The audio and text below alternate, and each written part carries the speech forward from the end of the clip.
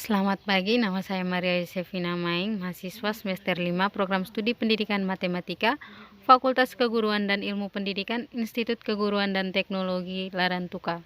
Saya akan menjelaskan model matematika pada pemodelan matematika. Yang pertama, konsep dasar pemodelan. Matematika adalah ilmu pengetahuan yang berperan penting dalam taraf konsepsi ilmu pengetahuan yang lain. Taraf yang pertama adalah matematika sebagai suatu alat untuk dapat menemukan jawaban pertanyaan, tetapi tidak menyinggung alat yang digunakan. Taraf yang terakhir, matematika merupakan bagian bangunan jawaban, walaupun pertanyaan kelihatan bukan suatu pertanyaan matematis. Hal seperti ini terjadi bila kita tertarik pada hubungan antara bagian-bagian suatu sistem. Deskripsi matematika suatu sistem sering disebut sebagai model matematik sistem tersebut. Model adalah suatu istilah umum untuk menggambarkan prototipe. Dalam pemodelan matematika, model terdiri dari dua bagian, yaitu model mental dan model formal. Dari model mental terdiri atas model skematik, model fisik, model simbolik, dan model persamaan peran. Model simbolik adalah suatu model yang menggambarkan sistem yang ditinjau dengan simbol-simbol, biasanya dengan simbol matematik. Dalam hal ini, sistem diwakili oleh variabel-variabel dari karakteristik sistem yang ditinjau. Dari model simbolik ini terdiri atas model verbal, model matematik, dan model komputer. Saya akan membahas lebih khusus lagi tentang model matematik. Model matematik adalah model yang diucapkan dalam bahasa matematik, biasanya dalam bentuk persamaan atau pertidaksamaan. Untuk lebih jelasnya, saya akan membahaskan dalam contoh soal.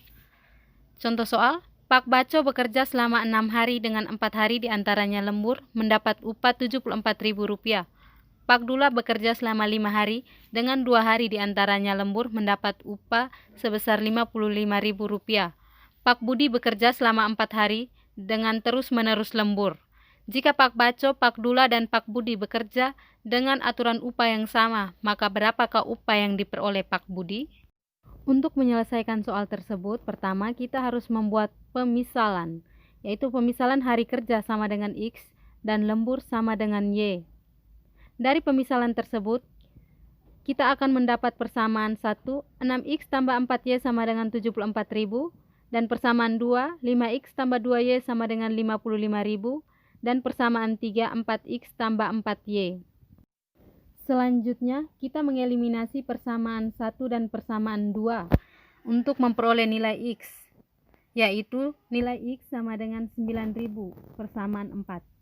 Jadi, dalam sehari maka masuk kerja mereka dibayar Rp9.000. Setelah mendapat nilai X, kita substitusi persamaan 4 ke persamaan 2, yaitu untuk mencari nilai Y. Nilai Y-nya sama dengan 5.000 persamaan 5. Ketika bekerja secara lembur, mereka mendapat tambahan bayaran sebanyak 5.000. Setelah mendapat nilai X dan Y atau pada persamaan 4 dan 5, kita substitusikan persamaan 4 dan persamaan 5 ke persamaan 3. Setelah disubstitusi, hasilnya sama dengan 56.000. Jadi, Pak Budi bekerja selama 4 hari dan terus-menerus lembur mendapatkan upah sebanyak 56.000. Sekian penjelasan dari saya. Semoga penjelasan saya ini bermanfaat. Terima kasih dan selamat pagi.